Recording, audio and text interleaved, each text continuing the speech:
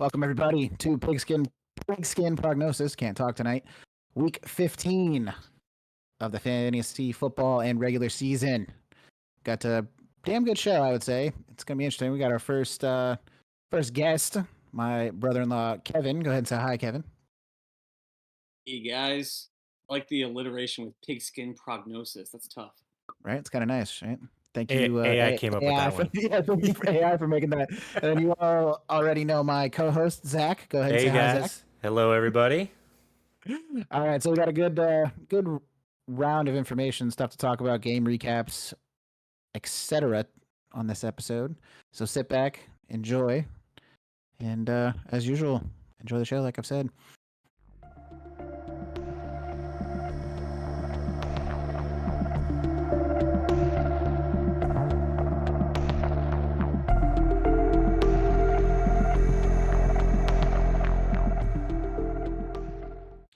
So we'll We're start gonna off. spend an hour. Yeah, we're gonna spend an hour talking about the Jaguars Titans, right? Yeah, that. And that's, Yeah, and then we're gonna, so much to talk about with those guys. Oh, 100%. Making a playoff run. I was gonna say Giants and Saints. That'll work too. Yeah. That's true. All right, so Kev, I mean, I know you, but go ahead and introduce yourself a little bit to the people that are listening. I'm Kevin. I live in Philadelphia. Brother-in-law of Sean. And yeah, been an Eagles fan. I will say for God, since probably my freshman year of college. The crazy thing about that is that even though I was born in the Philadelphia area, and I live in Philly right now, I really tried to be a Niners fan growing up because my dad is an absolute Niners, and my whole family, they love the Niners.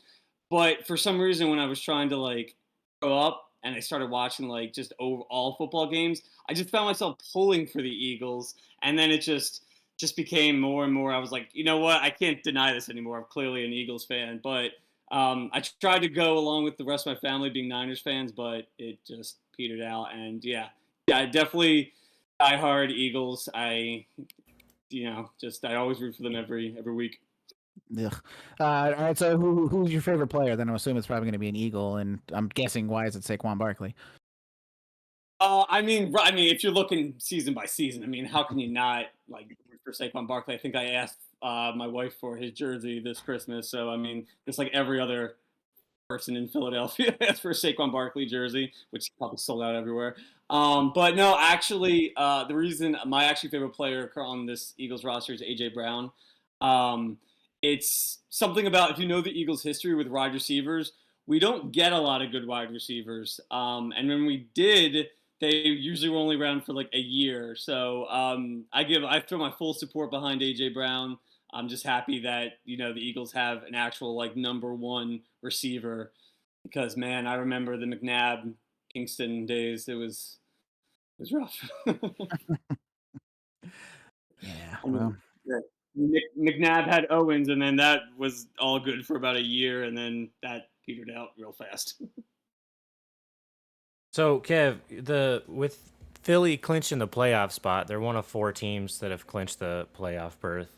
How do you feel about the Commanders and how they've been playing? And I think they've kind of fizzled out, I should say, in the last couple of weeks. But how do you feel with the competition with Washington?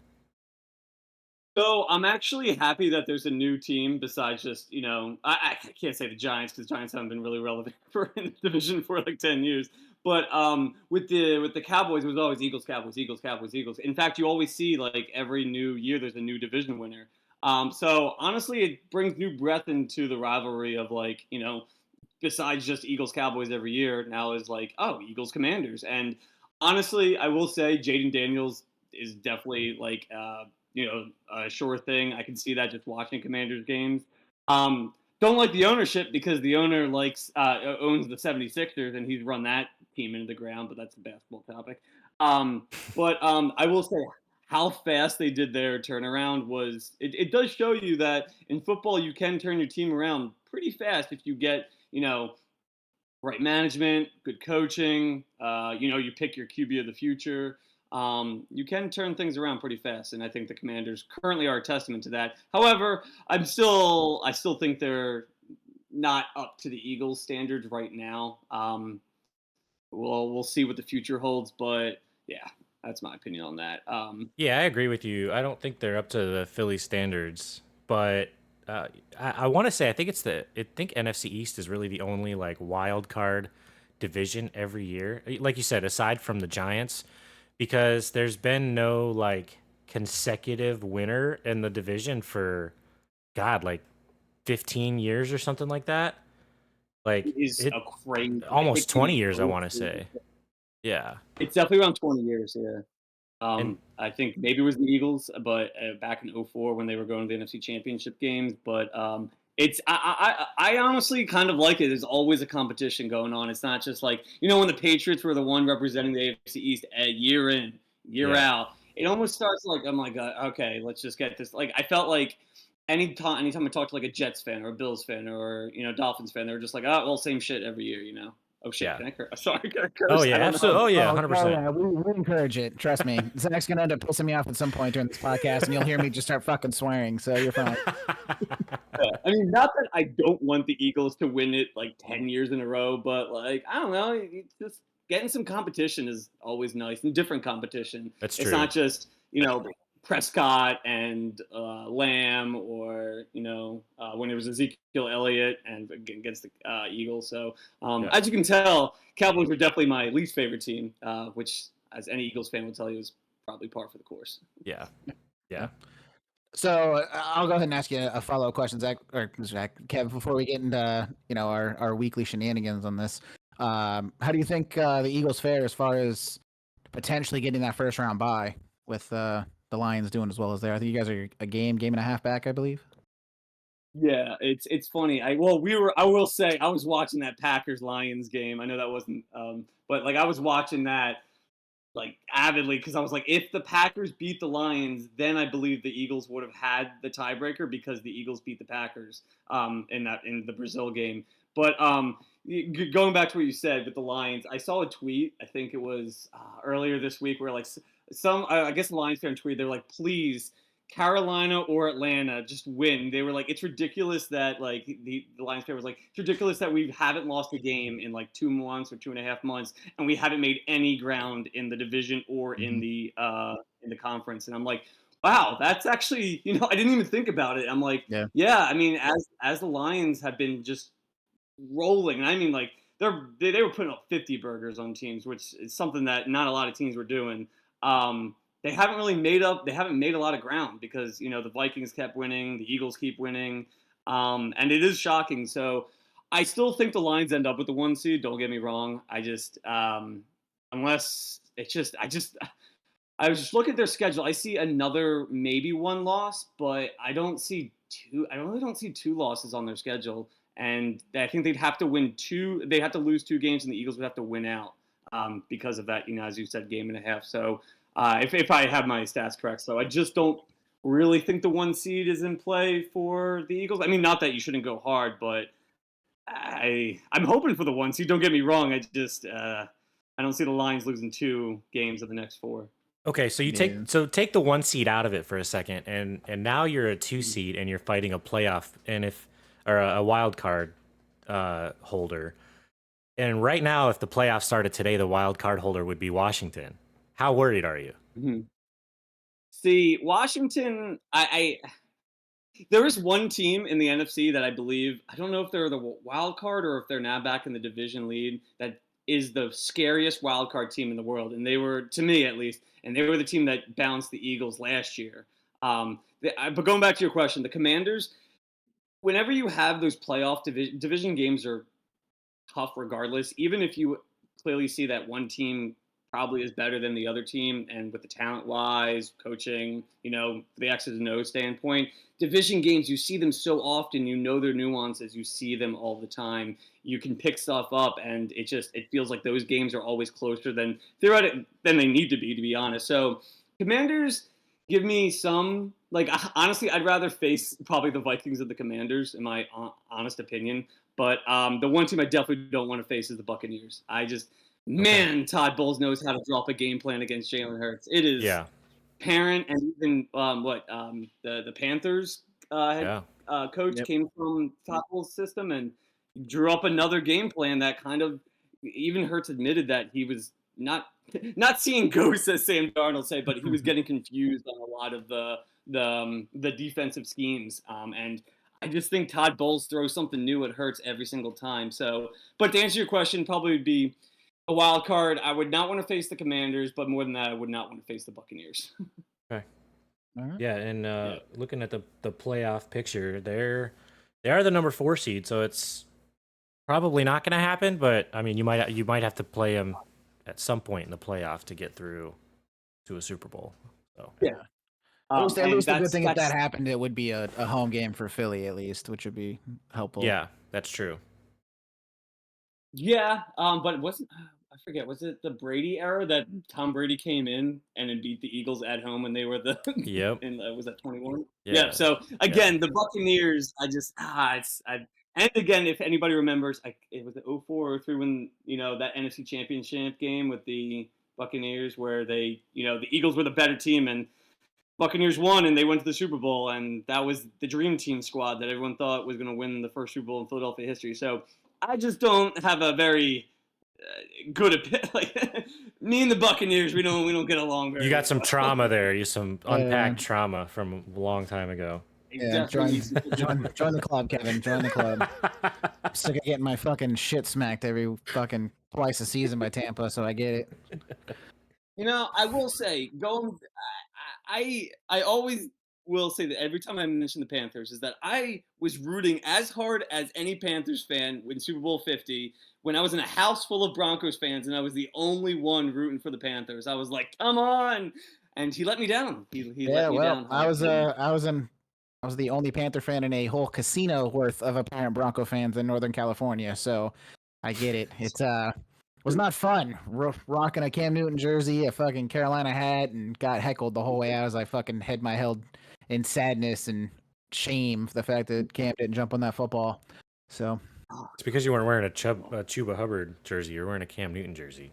Chuba wasn't even on the team then. Well, there's your problem. See, you have to be a fortune teller. D'Angelo Williams is better. So it's okay. A valid point. I think that's one thing I can easily agree with you on. We've come to a pass. Wow, look at that. Yeah, wow. Zach actually got kind of smart. Holy shit. Does Zach know that you have a Teddy Bridgewater jersey? It's not a jersey. It's the T-shirt jersey. Let's clarify it.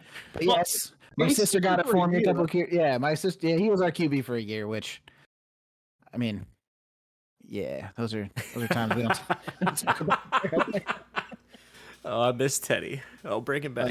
He was the OG Jameis in my opinion. That's like how I thought about him. Yeah, I think now he's coaching like high school football or some shit. That's actually crazy. I didn't know that. Yeah, that's why he retired. Yeah. All right. Well, why don't we go ahead and get started with our talking points for the week, gentlemen? What do you say? Yeah, I'm down. Cool. Well, I think it's of no surprise that our number one highest scorer set some crazy history this week. Again, all these scores are based off of ESPN PPR leagues, so keep that in mind if you do not play in ESPN or if you do not play in a PPR league, that the points may vary a little bit. And we also do not include the Monday night players since we record mid-Monday night. But the highest score of the week so far is Josh Allen at 51.88. He went 22 for 37 for 342 yards, 3 passing touchdowns, 10 carries for 82 rushing yards, and 3 rushing touchdowns. He was, in fact, the only offense in I was about to say Baltimore, in Buffalo. Wrong QB. Yeah, sorry. It was the same. It was the same letter starting the city, but that's where I got choked up at. It's elementary. I never passed the 4th grade. We know. But he still lost. I think that's crazy to me. I did see a stat that going into that game, teams that had 6 total touchdowns and no turnovers were like 245-0. Yeah. And Now they're 245-1. Yeah. Yeah. I mean, he basically had like a Joe Burrow game where Joe Burrow throws for like 5 touchdowns and they lose like 38-35. Yeah. Yeah. Yeah. Well, I mean, the Rams put up 24 points in the first half. The Bills only put up 14. So you're down by 10 going into the half. Yeah, Josh Allen can come out with some crazy mindset and pull off some. I mean, what we've now been referring to in the last couple of years is the Mahomes mentality or whatever you want to call it. Yeah, I agree, but it's not just Mahomes that can do it, and it's apparent that his counterpart over in Buffalo is very good at it. And unfortunately, he couldn't pull off a win, but they are still the number 1 seed in. No, I'm sorry. They're still first in their division. They've already won their division, so it doesn't even They matter. clinched the division. So yeah. Yeah, they need some more KC bullshit to happen so they can start losing some fucking games. Getting sick of it. Whoa, pull the reins. We'll get to KC in a minute. I know you're ready to. I'm ready to uncork you here in a minute. So just That's the whole next 45 minutes of just Sean just rating. Oh, he is just ready to go. I fucking absolutely could. Next highest score was Puka Nacua.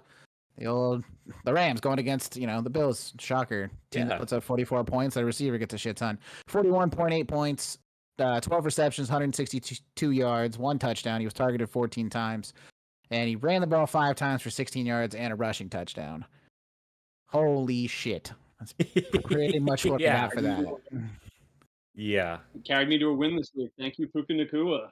Must be fucking nice, Kevin. I'm eliminated from playoffs in most of my leagues.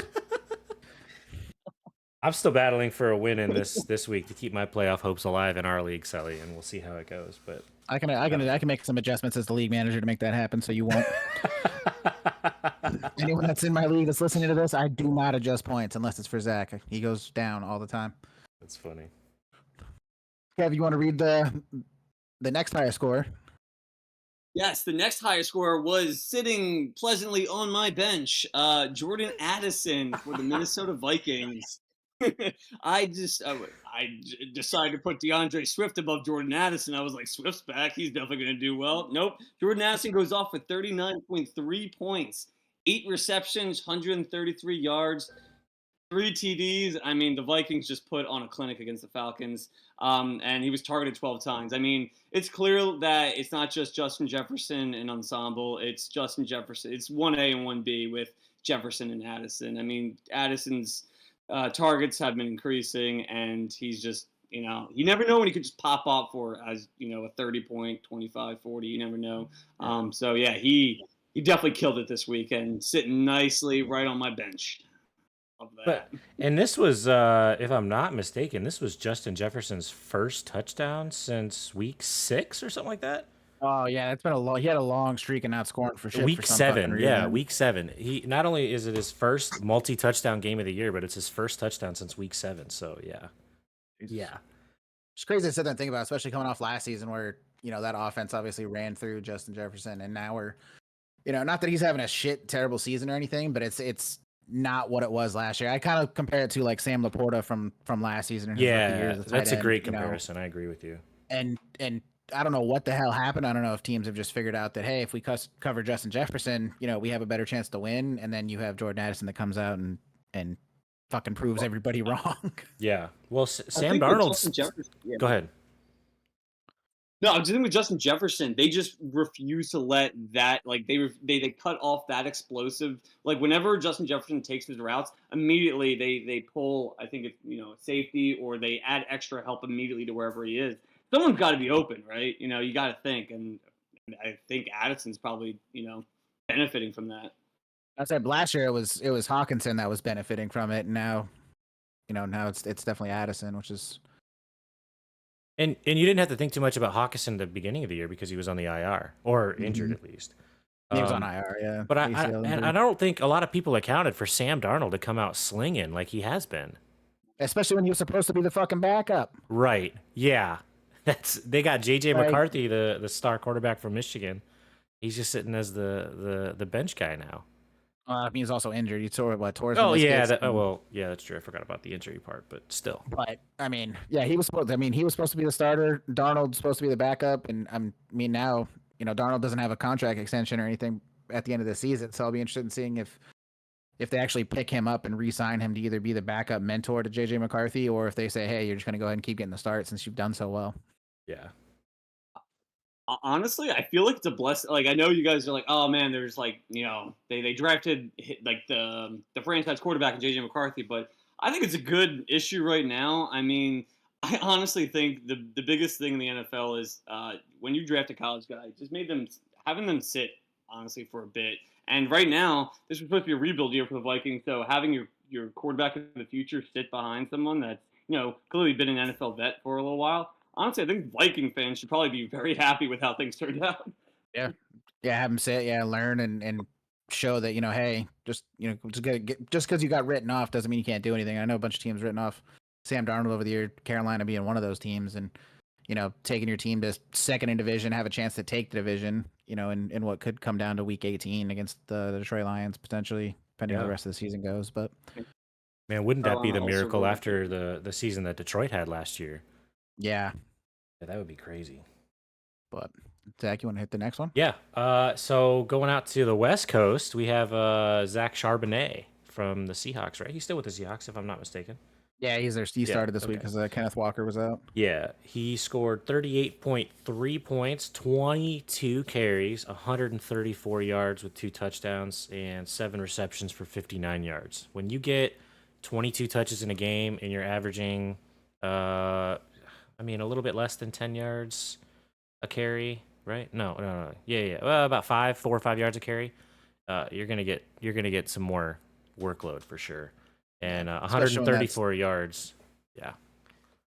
Yeah, especially when that star running backs, their main running backs out with an injury. That definitely helps the and Charbonnet's not a bad backup. He is a really explosive guy. So he has the mentality or the potential, in my opinion, to be a starter.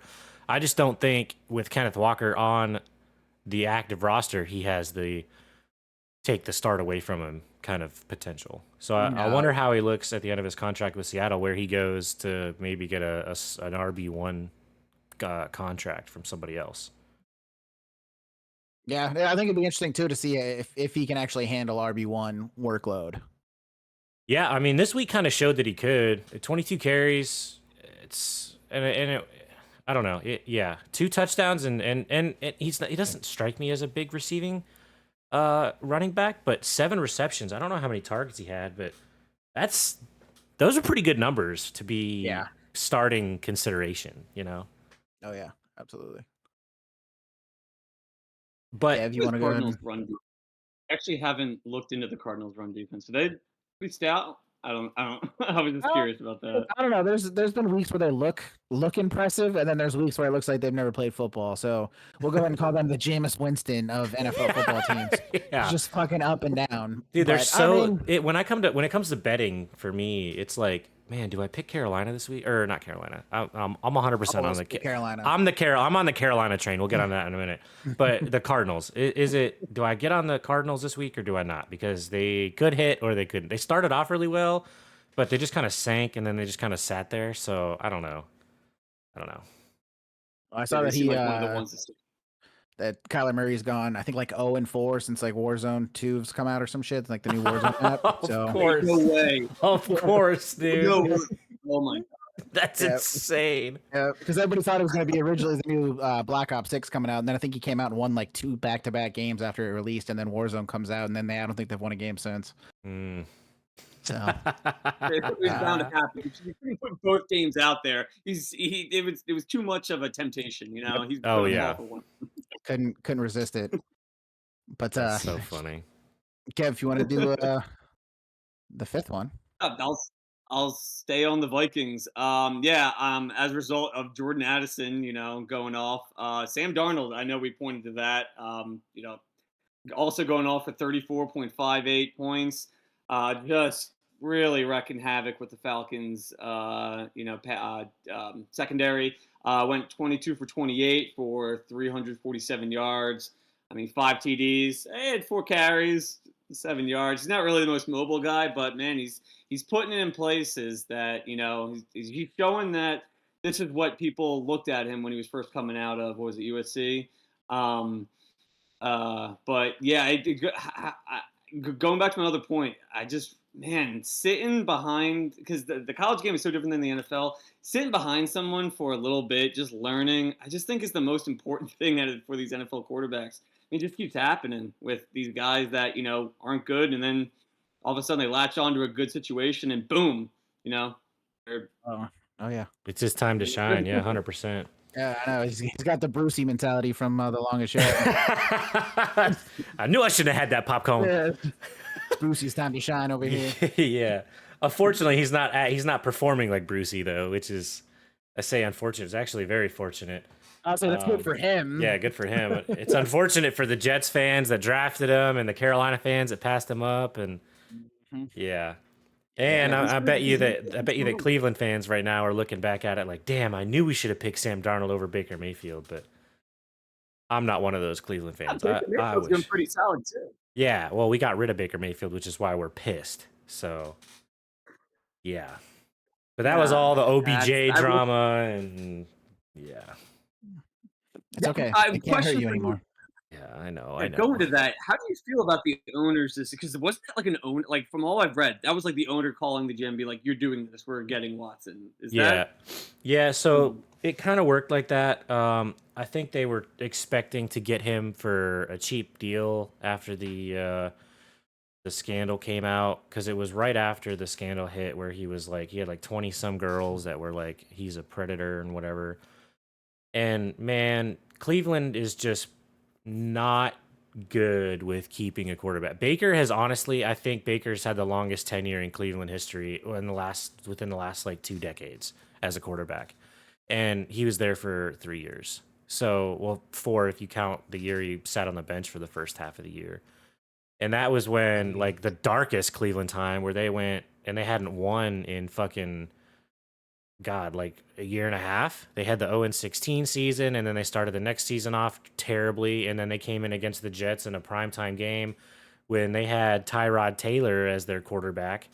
They sat him, and Baker Mayfield came in, and he was just the knight in shining armor that we were looking for.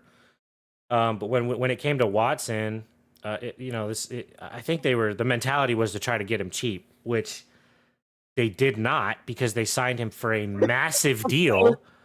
So waiting for you to be. Yeah, complete waste of money in my opinion. I think that you're paying him way too much. He's not producing like he has been. Like, don't get me wrong, he was a good quarterback in Houston, but he's sitting the bench. His shoulder hurts. He's you got scandals still coming in. As of like 2 months ago, I think they just settled another one like a couple weeks ago. So he's just bad news, and that's just a knack for Cleveland, right? Like people come to Cleveland with drama. Like, back it up 2 years, 3 years, you got OBJ that was there, and that's what ultimately led to Baker being cut by Cleveland, was because of the OBJ drama that he had. It was just, that's right. OBJ's father was coming out and being like breaking down film sessions, and they were like, "Why is this public knowledge?" Like, OBJ's father being like, "How open he is." And and it's like, he's open, but he also stops running halfway through the play. So like, how can you blame the quarterback when your kid gives up on it? Like, your kid had one good catch with the Giants, and he's become an insanely popular guy since then. But he hasn't played an entire season. He's not doing enough to make the team, make an effect on the team. But not only that, too, it's like, when you have, God, where was I going with this? My brain hurts just thinking about OBJ. Oh my God, now I'm completely sidetracked now.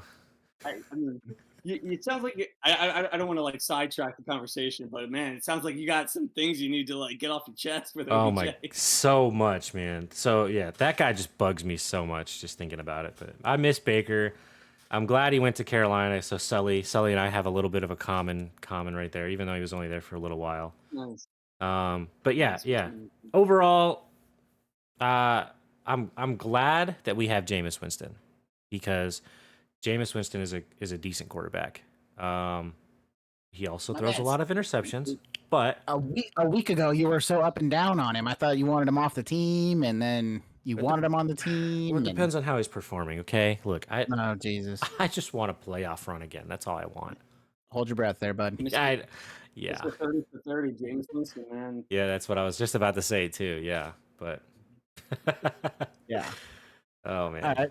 So that was high scores. We'll get our lowest / surprisingly low scores. While Zach has flashbacks about the Browns. I'm twitching. So starting off at number 1 would be a Detroit Lion, which surprising since they scored 34 points. But it was the Sun God, Amon-Ra St. Brown, 10.3 points, 5 receptions, 43 yards. He was targeted 6 times. Targeted 6 times. Can't talk and breathe at the same time. 1 carry for 10 yards. Not what you would expect from Amon-Ra, especially on a team, like I said, that scored 34 points and squeaked out a win.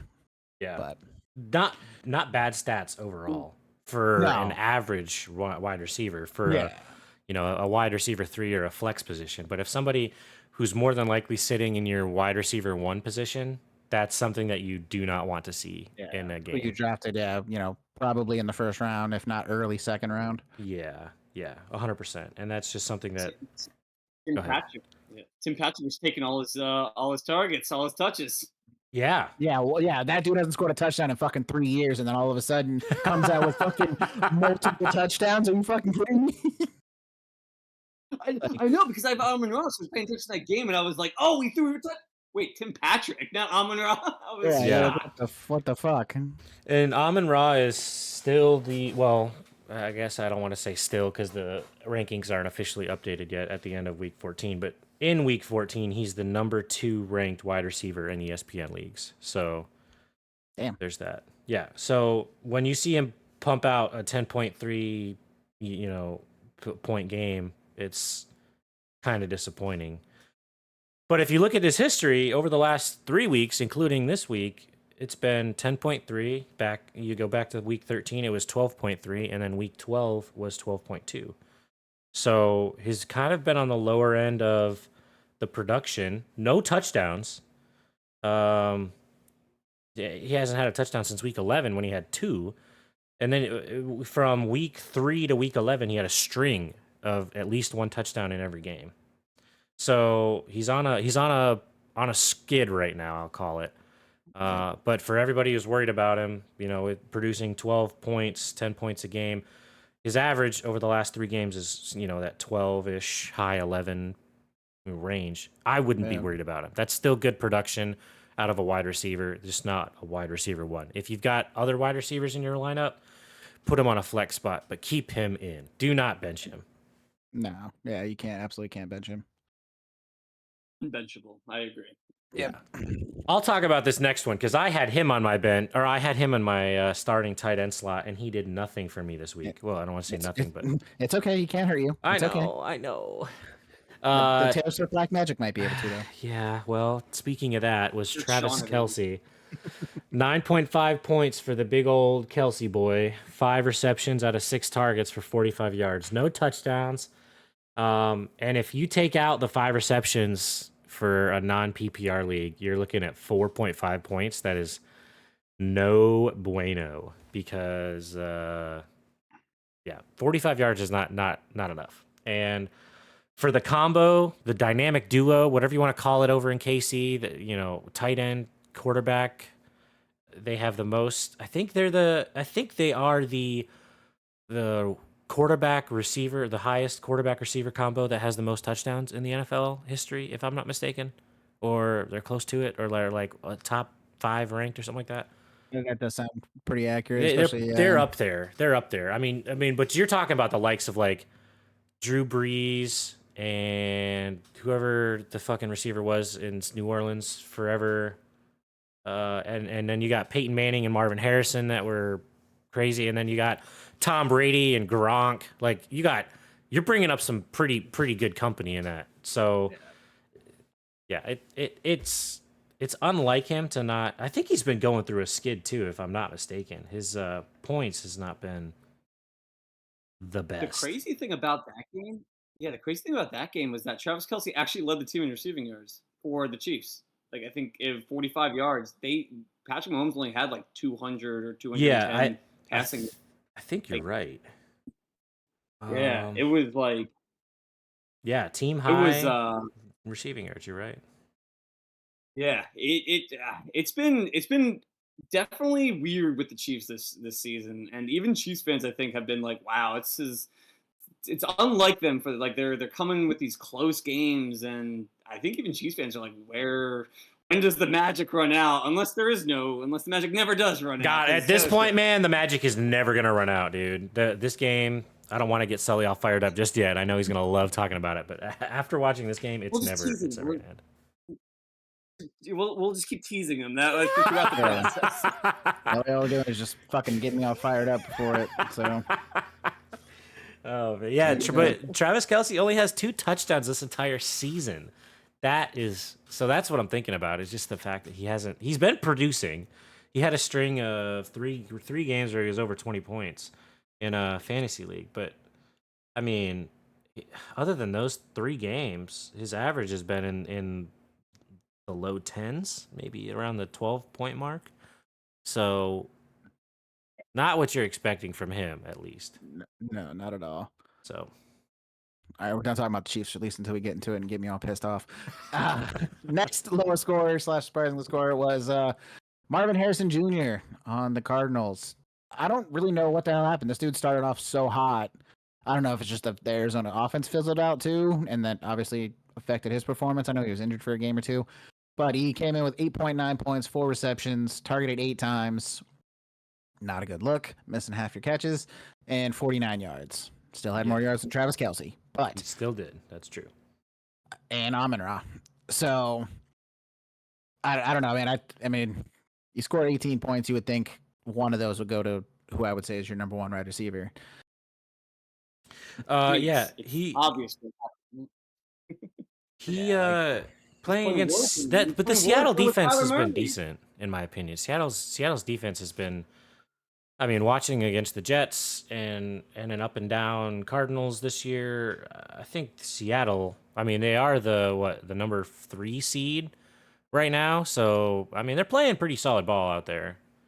So their defense has to be making up for something. But Yeah, I mean, yeah, go ahead. I was gonna say I don't know what's going on with Harrison. He was last week against Minnesota. He was 5 for 12, so he dropped more than half of his catches or his targets. you last have to year, go back and look into were those balls uncatchable, and it just because of the fact that you know what I mean. You have to look at that too. So like, I didn't watch the game last week. I didn't watch the game this week either. But yeah, you still gotta look at what were the causes of some of those. Some of them were drops, but I'm willing to bet. But yeah, we'll that's a valid point for sure. But since we're talking about fantasy, I didn't. One of my leagues that I was in, because I'm like 3 leagues. The last league where I was like, it was the one I like. There's one league that you're like, somebody asked me to be in it, I'll be in it. I was like drafting, and I was paying attention, but I wasn't like that paying attention. And then at the end, I realized I had Kyler Murray, James Conner, Marvin Harrison Jr., and Trey McBride, and I was like, Jesus, I just have the Cardinals. I don't even know what happened.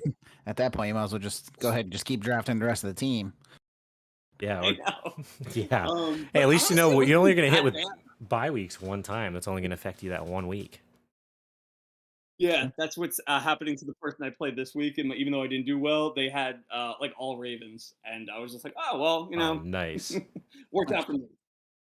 Nice, Zach. You wanna do the next one, and we'll let Kev do the final one on our lowest scores. Yeah. So the second to last one here, our 4th one of the lowest scores, back out to Seattle, which again, you have Seattle that scored 30 points against Arizona, and this person didn't get a single touchdown, is DK Metcalf. 4 receptions on 6 targets for 49 yards. Still more yards than Travis Kelsey. That's going to be our thing now, huh? More yards than Travis Kelsey? Yeah, that might be. That might be our new podcast slogan now. Yeah. But I mean, looking at the whole list, and I'm not gonna take it away from you, Kev. But the whole list, I mean, you take out the receptions in a PPR league, and this entire list is very disappointing.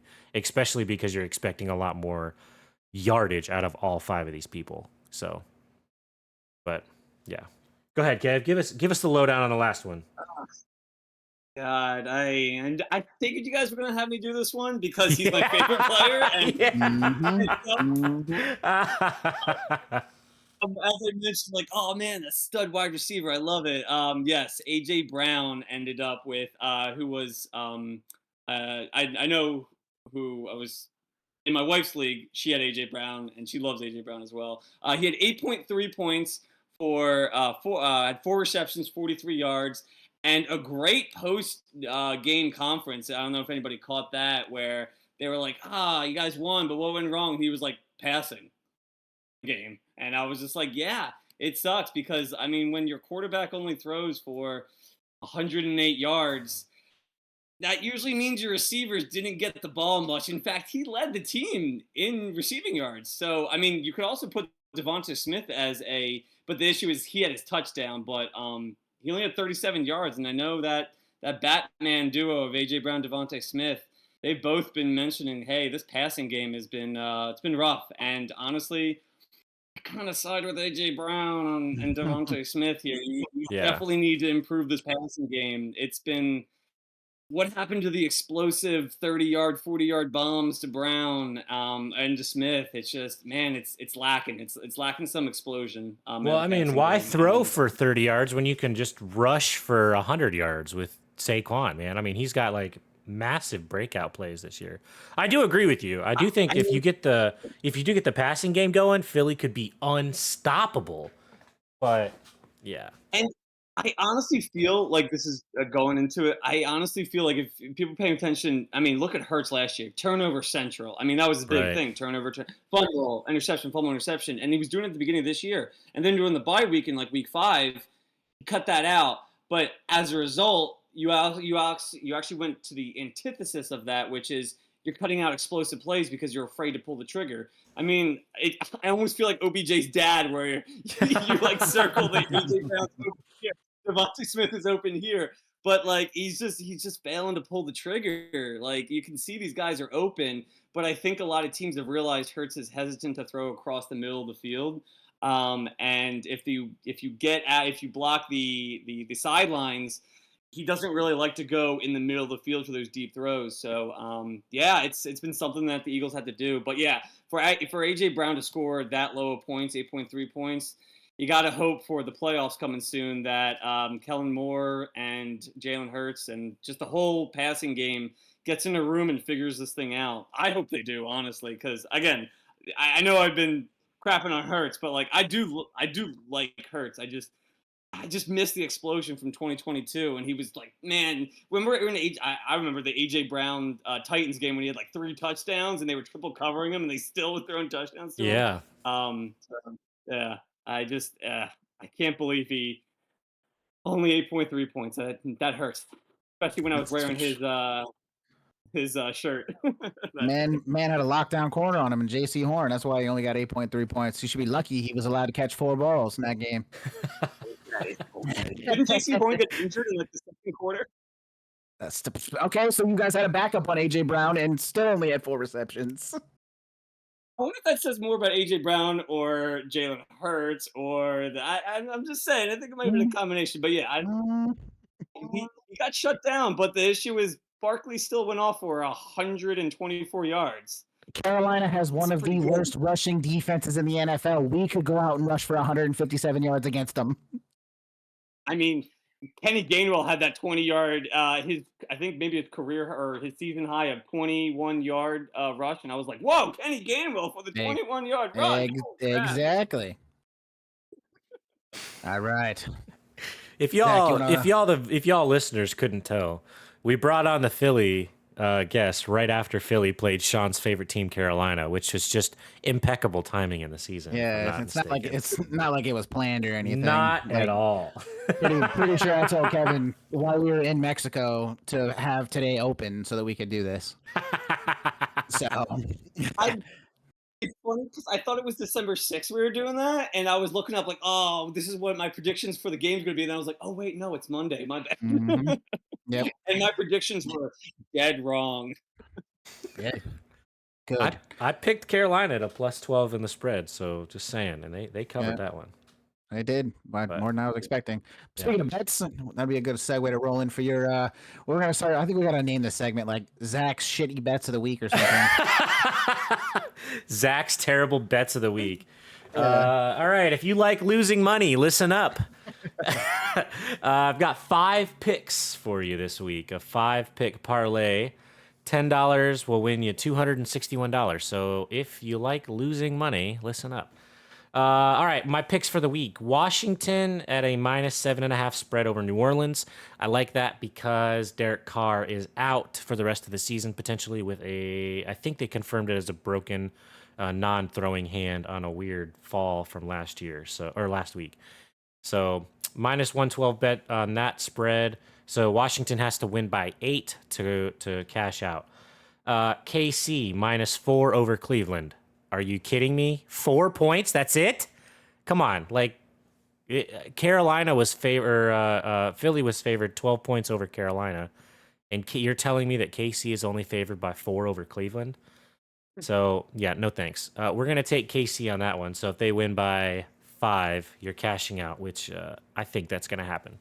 Cleveland's dreams are over. They've officially been eliminated from playoff contention as well. And KC is fighting for number 1 seed. So, yeah, we'll see how that goes.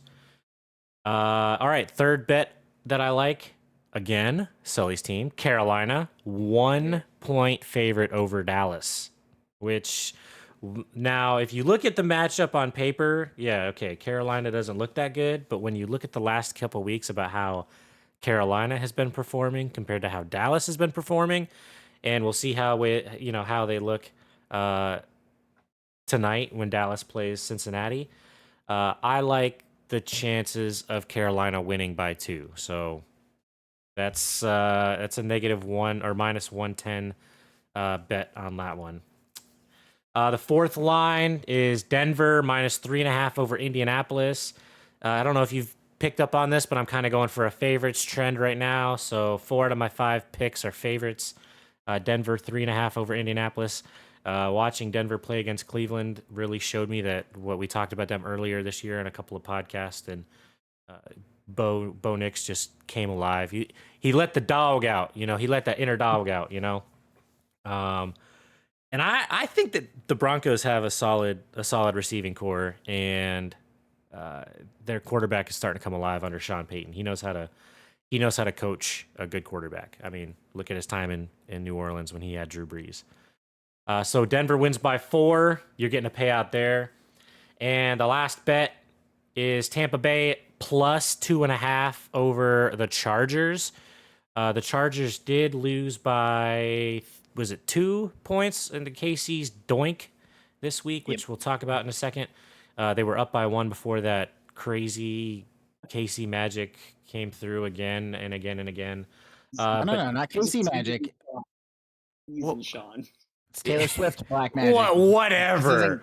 This isn't KC's black magic anymore, right? This shit's officially surpassed New England's fucking bullshit black magic from when their dynasty shit happened. So yeah, that's a valid point. But nothing is that tuck roll. Don't even know. Oh, here we go with the tuck. That was definitely, he tucked it for sure. That was definitely not a pass.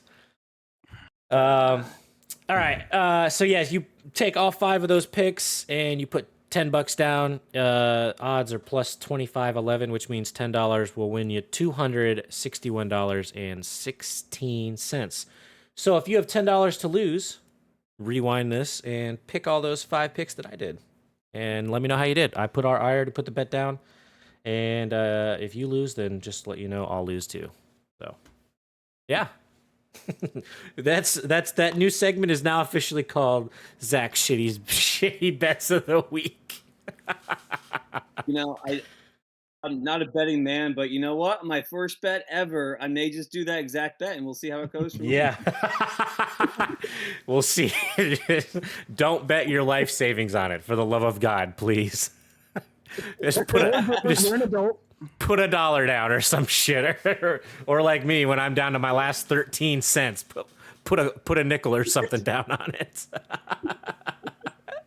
Oh my God! All right, Sully, why don't you go ahead and tell us about our first game recap that we have here? I know you absolutely love talking about this team.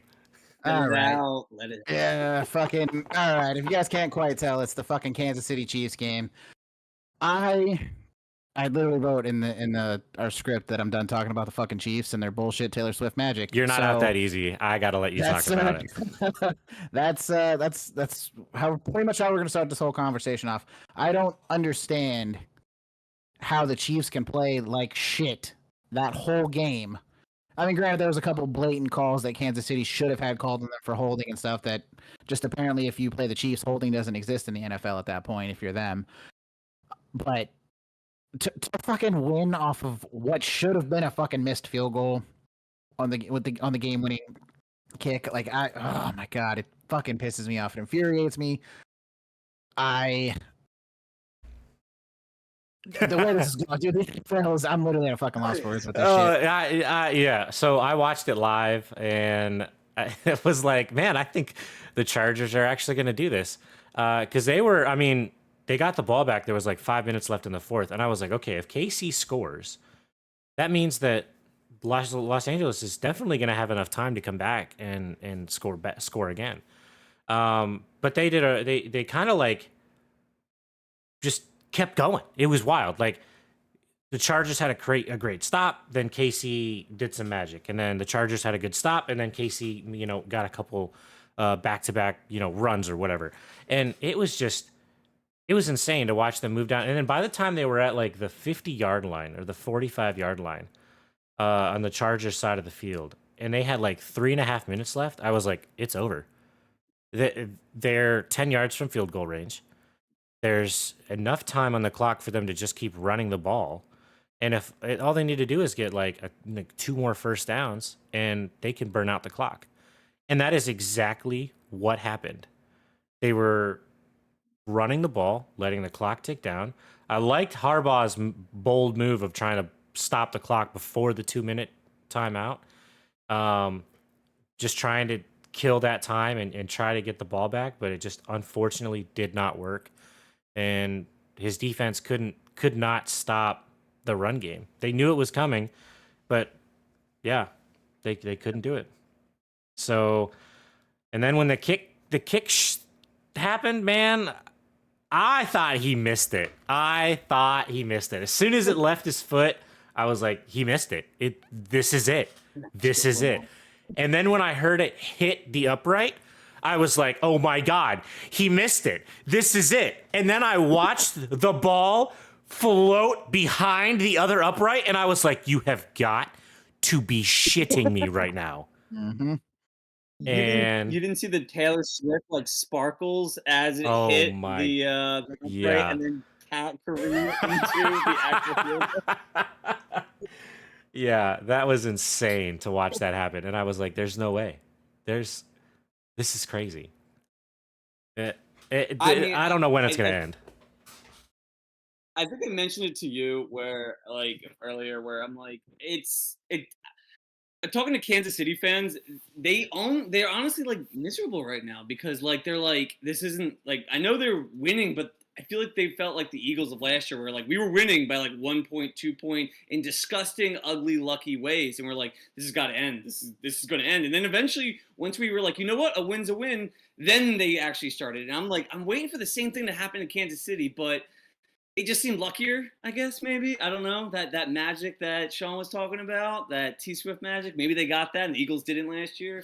But I will say just so reminiscent of like those really close games last year with the Eagles where they would just pull out a win out of their ass and you're like, how the hell did that happen? Yeah, right. No, whatever. A win wins. And then the collapse. Yeah. And who knows? So you're seeing a lot of close games with teams that you're not expecting it to be this close with. Look at Las Vegas. Mm-hmm. Look at the Chargers. I mean, you got those are two teams that you were expecting them to blow out, especially when they're in your half of the schedule. And if I'm not mistaken, Chargers are in the division with them, right? They are. So those are two division games that you're playing against, where it's a lot closer than you're expecting it to be. I don't know, man. I don't know when. I think when it ends, because it's going to come to an end. I think it's going to come to an end before the end of the regular season. I think it's going to come crashing down hard.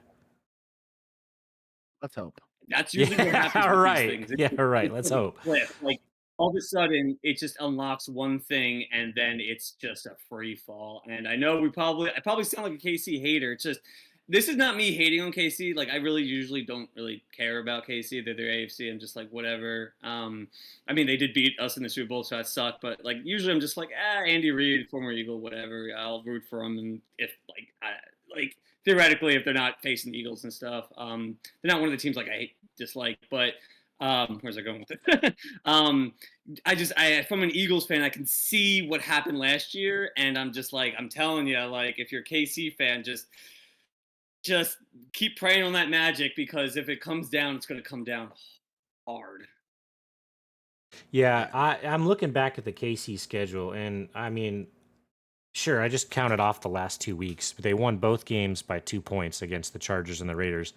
Then you go back further. They played the Panthers. They won by 3. They lost to the Bills. They played the Broncos. They won by 2. They played the Buccaneers. They won by 6. They played the Raiders again. They won by 7. Those are, I mean, that's just, the last 7 weeks. You're looking at 1-score games across the board, except for the Bills game that you lost by 9 points. That's not the KC that we all know and love over the last couple of years. And I say love sarcastically because I absolutely hate KC. But that is just some crazy numbers where, I mean, you go back to September when they played the Bengals and they lost by 1 point in week 2. The fact that you're losing, or excuse me, the fact that you're winning in all of these 1-score games, at one point you would expect it to go like even at this point 75% your way, 25% the other. You dish out an extra 2 or 3 losses to KC. That takes the wind out of their sails. Instead of being 12-1, let's say they're 9-4. That makes the division a hell of a lot closer than it was. And there's 4 weeks left, and the only team that's a solid team left on the schedule for Kansas City is the Steelers. But that's not the point, right? You're not looking at teams that are good. You're looking at the teams that are shitty, because KC's struggling to get a win from them. And it's 3 points, 2 points, 1 possession games. I think at this point in the season, when the last couple of teams that have nothing to lose show up, that might be when you're unexpectedly getting handing a loss to KC. Who knows? We'll see. Yeah, but at that point they might have the division, or not the division, but the number 1 seed locked up, so it might not even fucking matter. Yeah, and that's kind of what I would like to. You know what? I'm just gonna say it's gonna come down to my Browns this week. I think my Browns I think Jameis Winston's gonna lock this one down. He's gonna be in the bag. You know what I'm saying? Yeah, he did pick KC over him, so yeah, he already wants. I did. I did. So. I feel like I heard that. Yeah. Well, I will say, and I think that some of the Chiefs fans have gone into what the Eagles fans were thinking last year, where they were like, "Oh, well, they're just saving the playbook for the playoffs." That doesn't happen in the NFL. Trust me on Absolutely that. not. We were trying to delude ourselves last year. We were like, "Oh, Sirianni's got something saved. Don't worry about it." And then it just was nothing there. Yeah. But like I've seen some Chiefs fans like they just want to open it up because they want to surprise everybody.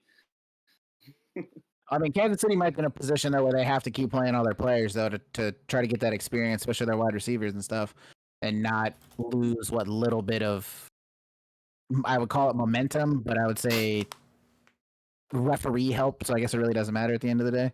Yeah. We'll see. The end of the season's coming up. They still got a couple more games before they secure that first round bye. So we'll see how it turns out. Because we know they're fighting. They're not done yet. They're not gonna end their season just yet. So, but all right, moving on to our next game. I like talking about Josh Allen. You got the Rams that beat the Bills, albeit at home, but in a slinging shootout of a game, 44-42 was the final score for the Rams to take it from the Bills. And Josh Allen was the first NFL player in history to have 3 rushing touchdowns and 3 passing touchdowns in a single game.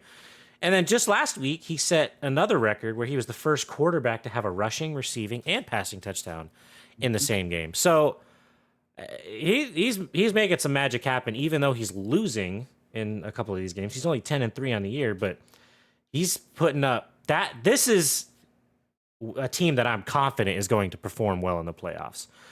You back it up and you look at what we just talked about with KC, and they're 12-1, but they're just squeaking by in these one possession games. You got on the other side of the field, you got Buffalo, who is 10-3, and when they win, it's a commanding victory, and when they lose, it's really close. So, and not only that, Josh Allen is performing extremely well. I was gonna say James Cook is too, but I mean I feel like he didn't do pretty much anything this week, but not really anybody did because Josh Allen stole the ball. He wouldn't let the other kids play. So yeah, and I don't know. I don't know. He's already secured the division. I think he's playing a lot more freely now, like a Josh Allen should. And unfortunately, this week the Rams just had an answer for it. Yep. I think this week will be the Rams' or not the Rams. Sorry, the Bills' big test going into Detroit, going against the Lions. I think that'll be their big test against a team that Yeah, and even if they don't win, if they end up going 10-4 at the end of this week, they got the Patriots twice and the Jets for the remainder 3 weeks. So at this point, this will give you a caliber, I think, of figuring out just how good the Bills actually are when they actually play.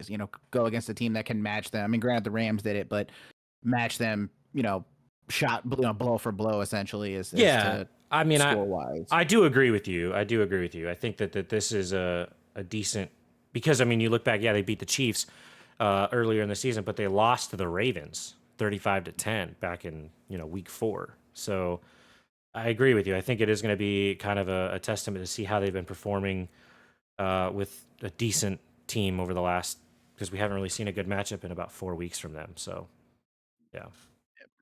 Yeah, can we vote to flex that to like Monday and relegate the Falcons Raiders down to Sunday?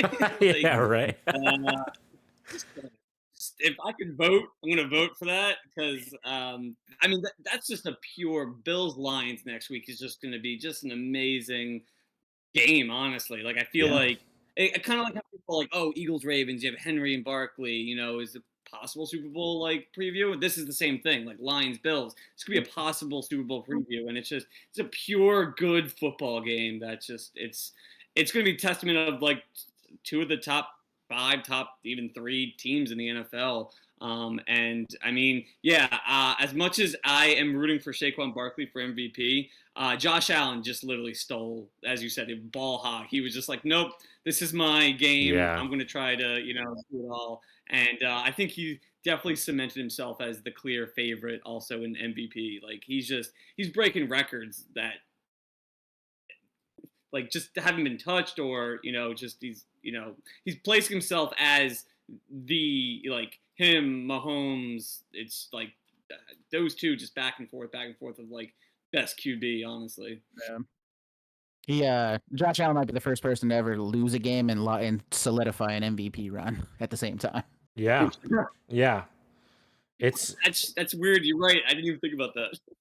Well, this next week against the Lions will be a really good opportunity for him to really show force. Even if again he loses, if he makes it a really close game by performing just like he did, you're right. I think he's going to be in that perform well but still lose but still get a medal out of it kind of deal. Yeah. All right, Sully. Talking about the Lions, why don't you tell us about your beloved Lions up there in Detroit? My beloved Lions. Yeah. If I'm part owner of the team or something. I thought you liked cat teams that were blue. I mean, I guess. I mean, my mother works for Ford, so I'm a Lions fan that way. But Lions, man. I mean, just the fact that this is the best season they've had in pretty much their whole fucking existence. And we kind of already talked about how they're slowly inching their way to the number one seed in the NFC, and this upcoming week against the Bills, I think will be a real testament to see if they're that team. I know they're decimated with injuries on defense. I think they have 14 or 15 defensive players on IR. I think the next team only has like 6 or 7, if I remember correctly, on IR total on defense. So it's going to be a tough matchup. Granted, I feel like the only real thing you really have to worry about is Josh Allen. I mean, we saw it again yesterday, and I have a sneaking suspicion it's going to be the same thing with the Lions. You got Dan Campbell, as I call him, Dan Balls of Steel Campbell, going forward on 4th down and field goal range. I'm assuming just to try to get a little closer, but I mean, it shows confidence in your team, to make decisions. And he's been shown had that fucked up. He would have taken ownership for it. He did it last year in the NFC Championship game of, hey, I made that choice. I made for it, and I'd 100% do it again. So I think if he ends up having to make a decision like that, in the Bills game, he'll own up to it. And if he did the same thing this last week against Green Bay, division game, and it panned out, to bite him in the ass, he'd own up for it. And, you miss 100% of the shots you don't take, right? So like Wayne Gretzky, best quote ever. Yep. So you go through and, you're proving to other teams, hey, we're willing to, make these risky decisions and do shit that most teams aren't willing to do. And when you get a team like the Lions and you got to face them in the playoffs, that just brings in a lot more anxiety to your defense, because that if it's 4th and short, I mean, I'm not talking like 4th and inches, I'm talking 4th and 2. That Dan Campbell is gonna go for it, or he's gonna make it appear for it, and that might even be a mind game in itself. They line up for it, and you think they're gonna go for it. Boom, you jump off sides, and that's a free 1st down for them. So either way, he's going to give you that kind of anxiety that your defense is they're gonna have to lock in and be absolutely perfect on the other side of the ball if they want a chance to stop Dan Campbell and his absolute cojones of steel. Yep, you're absolutely right. Going off that, also, can we say definitely next head coach to be that everybody wants, Ben Johnson, just basically for rolling sure. up all these action. I mean, honestly, like, I like Sirianni and everything. It's just like sometimes I'm like, man, even if Sirianni guts us there, I really like Ben Johnson. Like everybody, like he is the hot coach like next year. Like everybody wants Ben Johnson because the things he's done with this Lions offense. I mean, he got a lot of playmakers. You got Gibbs, you got Montgomery, St. Brown, but you also transformed Goff, and like you used what Goff is really good at. And the offense is flying. I mean, putting up 50 points. I mean, how many times have they done that? 3 times already this year? Yeah. It's just that lines up. It's like you don't even notice, as Sean was mentioning, like they have a deficit on defense because of all the injuries. I mean, Hutchinson, and like you don't even notice because man, the offense is just cruising. And the issue is like people were like, oh, maybe we have a chance because, their defense is kind of decimated. It doesn't matter if the offense is hanging 30 something or 40 points on you. You're right. Their defense is doing good enough. But yeah, I will say, I'm curious to see who's going to get Ben Johnson next year, or if he does the same thing again, is like, no, I'm just going to stay in Detroit, but that'd be a weird move.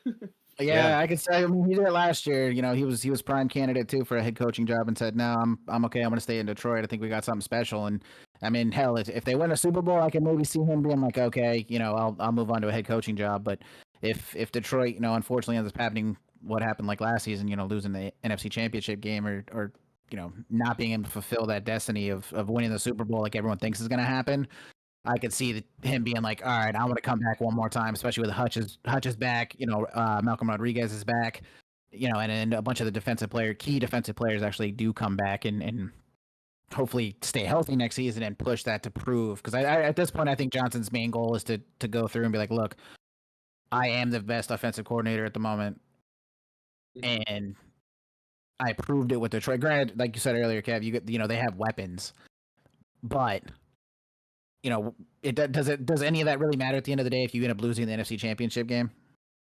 I don't think so. No. That might just be my opinion. early 2000 Eagles. No. Yeah, you know what I mean. So I could see him, depending how the rest of the season goes. I think if they win the Super Bowl, he absolutely is going to be the number one prime candidate for a bunch of teams next season to be their head coach. But They could lose their DC too. I mean, they're both Yep. being like Yeah. highly touted. Like they may like I know with the Eagles losing Steichen and Gannon, like like when you get that much success, you're gonna lose coaches. And and as you said, Dan Campbell, man, he is a great head coach. He knows he believes in his players, which is like a testament to them showing loyalty to him and him showing loyalty to them. But it's like I'm curious to see if he does lose both, how that team's gonna, weather that storm. Because I always think that's a good testament to the coach of like, hey, the coordinators are gone. Let's see what else you got. But yeah, again, going this year, Lions are really good. I think they should scare everybody. Even though I do say this, I think the AFC is still a tougher conference than the NFC. I mean, you have the Lions and you have the Eagles, but I mean, in the AFC you got Chiefs, Bills. I always say like Ravens, Bengals. Like there's so many good quarterback-driven teams in the AFC. That's just like I'm always curious whenever I see this good AFC NFC matchup to see like how the NFC and AFC are against each other. So it's definitely going to be something to watch. Yeah. 100%. All right, well, I think we talked about the Lions enough. We got one more key talking point, and there's a reason why we have Kevin here for this. My brother-in-law. So, Panthers Eagles recap, Kev. All right, man, I'm gonna go ahead and let you start it off.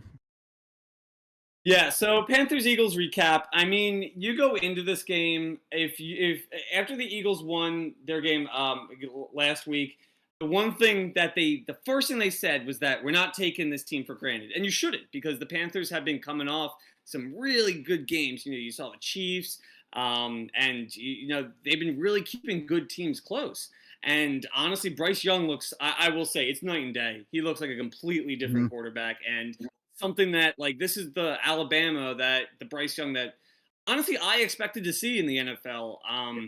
But sorry, going back to that's what they said. We're not taking this game for granted. We're not taking this game for granted. And honestly, when I started watching the game, I'm like, I feel like they're taking this team for granted. And I know that could just be coaching speak of just like, you get up for every game, and Sirianni was like, oh, it's malpractice if you get up for the good teams and not get up for the bad teams. But not saying the Panthers are a bad team. It's just like, I mean, it came down to really like this passing game attack that the Eagles had. I don't even know what to say except that either Hurts was so confused with the defense that was being drawn up for him, or that he just didn't look like he didn't see his open men. It was very shocking, I will say, when looking at this game, when you were like, there's Brown open, there's Smith open, and he's just not pulling the trigger. And you knew Barkley was going to do what Barkley does. I mean, come on, like it was the Panthers' run defense, but I feel like honestly, this game kind of reminded me of like what Barkley had. I think he only had like 8 carries or 9 carries in the first half. Yeah. I feel like they're trying to limit his touches because, I mean, if we all see what happened with McCaffrey from last year when he had like a career or season high touches, and all of a sudden this year, I mean, look at him. I feel like they're trying to limit Barkley a little bit to try to save him for the playoffs. But regardless, it shows you that this passing game needs help for the Eagles. I mean, you started off and you again, first quarter woes all over again with the Eagles. They couldn't get anything started, nothing. And on the second play of the game, Brown was open for like a 30-yard pass, and he just didn't hit him. But and then kudos I will say, I know I've been talking about Eagles. Kudos to the Panthers, man. They are. I will say, every time I watch them, I'm like, wow, this team is not the same team I saw at the end of last year or the beginning of this year. Bryce Young looks like he's starting to get in command of this offense. And, I mean, you're one Xavier Legette catch away from possibly beating the Eagles. And I was like, you got to be kidding me with that. But then I was like, oh, okay. I don't know if you guys heard this when somebody was like, "Oh yeah, they bet $3 million on the Eagles to win the game," and I was like, I wonder if that was Xavier Legette. I wonder if he was the one. He just dropped that thing. I did see that. I mean, hell, I mean, look at it too. You know, a few weeks ago or last week, I think last week, we were an Adam Thielen catch away from winning that game too. And Adam Thielen. Just that guy cuts out the Eagles. I don't understand. Yeah, that was an Even when he was insane. with the Vikings, it's just Thielen. It just for some reason he's like, "Oh, I'm playing the Eagles. Great! I can't wait to go off." And I'm just like, "What the hell?" And I will say, Thielen, the veteran presence, took advantage of the young rookie cornerbacks that the Eagles have of Yep. DeJean. He was having his way with DeJean. they were I love DeJean. him Trust me. hard. Oh, They talked about it consistently. They're like, DeJean's getting, Thielen's on, DeJean's on Thielen again. They're, Thielen with the, over the middle, why is he not covering him? All that kind of stuff. But no, I mean, I pretty much agree with everything that you said, Kev. It was good to see Bryce Young starting to figure it out. And like you said, it is a night and day difference from the time he got benched. I do agree with, your point earlier too about, letting quarterbacks ride the bench basically for a little bit, at least let them learn and kind of figure it out. And see from a veteran quarterback, it may not be the world's greatest quarterback, but still a veteran. You know what I mean? Some knowledge is better than no knowledge, especially going from college to pro is a vastly different animal completely. Whether you're playing at Alabama, Ohio State, Michigan, all these top teams that are basically fucking NFL caliber teams, and then to go through and actually go into the NFL, it's still a different animal, still a different beast completely. And now, we're seeing the Bryce Young that we saw in Alabama, running the ball, not turning it over. Granted, he did have one pick, but not turning the ball over as he was last season, and making smart decisions with the ball. Okay, I know I can step up into the pocket. I can make the throw to Thielen, Leggett, Coker, one of our receivers, and then Tremble, our tight end, if we need to, and slowly chip away. And it helps that we have Chuba Hubbard and our running game slowly getting better, and the offensive line's improved a ton since last season, which always helps. So that's exactly what I'm. Oh, sorry, go ahead. Yeah, you're good. You're good.